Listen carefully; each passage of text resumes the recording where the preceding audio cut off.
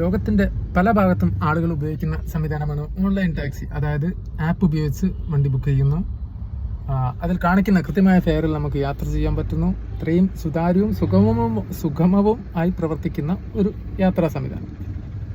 അപ്പം അങ്ങനെ ഒരു സംവിധാനത്തിന് നേരെയാണ്, ഓൺലൈൻ ടാക്സി സർവീസിന് നേരെയാണ് പല ഭാഗത്ത് ഗുണ്ടകൾ തന്നെ അവരെ പറയണ്ട, അല്ലാതെ പിന്നെ എന്തെന്നാ പറയുക, അതായത് സ്റ്റാൻഡിൽ പഴയ കാലഘട്ടത്തെ അനുസ്മരിപ്പിക്കുന്ന രീതിയിൽ വണ്ടി ഓടിക്കുന്ന ചില ടീമുണ്ടല്ലോ, സ്റ്റാൻഡിലിട്ട് അവരുടെ അടുത്തേക്ക് വന്ന് വിളിക്കണമെന്ന് വിചാരിക്കുന്ന കുറേ ആളുകൾ.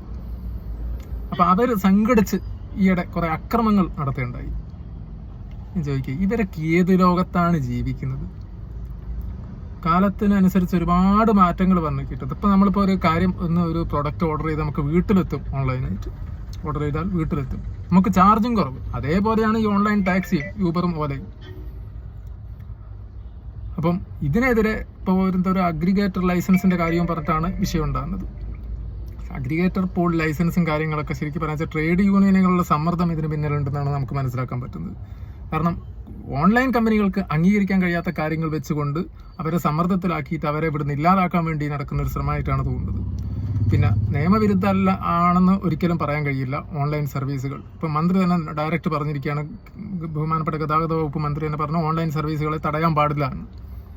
തടയുന്നവർക്കൊരു കർശന നടപടി ഉണ്ടാവുന്നു, ഓൺലൈൻ ടാക്സി സർവീസ് തടയുന്ന കർശന നടപടി. പക്ഷെ അതൊന്നും മനസ്സിലാക്കാൻ ബോധമില്ലാത്ത കുറേ യൂണിയനും കുറേ ട്രേഡ് യൂണിയൻസും ഇതുങ്ങളൊക്കെ എവിടുത്തെ ലോകത്താണ് ജീവിക്കുന്നത്? സ്വയം ഒന്ന് വിലയിരുത്തി നോക്ക്. നിങ്ങൾ ആളുകൾക്ക് മുന്നിൽ അപഹാസ്യരാകുകയാണ്, അല്ലാതെ ഇതിനും വേറൊന്നും പറയാനില്ല. ഇത്ര ഈ സംസ്ഥാനത്തിന് ഇത്ര നശിപ്പിച്ചിട്ടുള്ള ഒരു വിഭാഗമാണ് നിങ്ങൾ.